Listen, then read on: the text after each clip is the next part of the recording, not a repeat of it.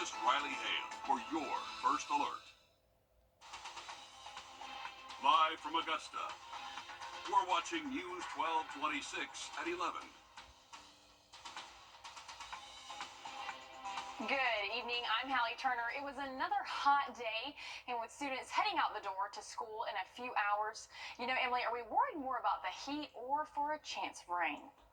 Definitely the heat, Hallie, and we've kind of traded one for the other. Last week we saw lots of rainfall with Tropical Storm Debbie, and that kind of made our temperatures feel a lot more comfortable outdoors, but we are switching gears.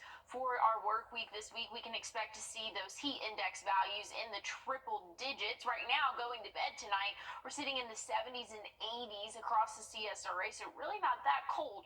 For the overnight hours, we'll drop down a few more degrees, but tomorrow we're going to warm up significantly. We're going to feel like those triple digits throughout the afternoon for us. There could be an isolated shower. That's definitely going to be possible for the afternoon, but overall heat is really going to be the main story for us. So again, we're going to feel like those triple digits. Make sure that you're staying hydrated whenever you send the kids off to school. Make sure you have extra water for them as well, because it is going to be a warm one. We'll warm up into those lower to middle 90s, but like I said, going to feel even hotter than that. The same trend's going to continue for your Tuesday, and then we have some cooler air moving in Wednesday, and we'll drop down into those upper 80s. But Hallie, I'll have a breakdown of your full forecast, and I think you're going to like it coming up.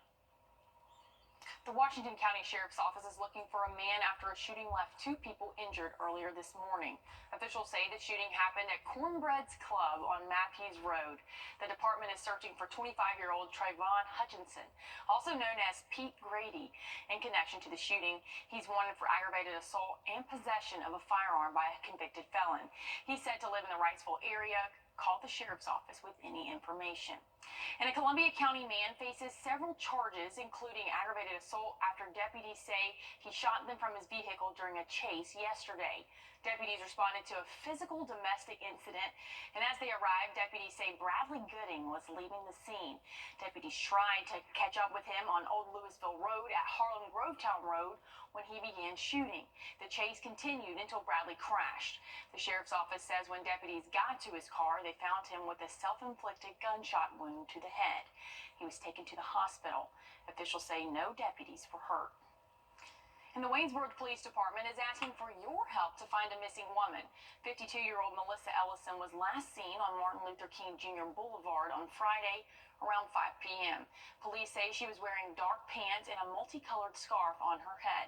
If you have any information, call the police department. And construction crews are working to finish up Westmont Elementary School. Right now, students zoned for Westmont are going to the Columbia County Performing Arts Center, or they're learning online. The school principal said in a letter to families this week, stating the contractor says the final inspection of the building could take place this upcoming week, but no definite move-in date has been determined. Instruction will continue at the PAC until Thursday, and we'll keep you updated when we learn the next steps. Now, some good news for those that travel Walton Way and that live in the Windsor Court neighborhood. That sinkhole that opened up in July has now been closed and filled. The deep hole, big enough to swallow a medium car, was in front of Langford Middle School. That's where Belair Middle School students began the school year, but leaders say they're targeting October 1st with a completion date for that school. And construction work is coming to Bluff Avenue tomorrow night and is expected to last until Tuesday morning. Officials say from Bluff Avenue to Center Street and West Avenue will be closed to vehicle and pedestrian traffic.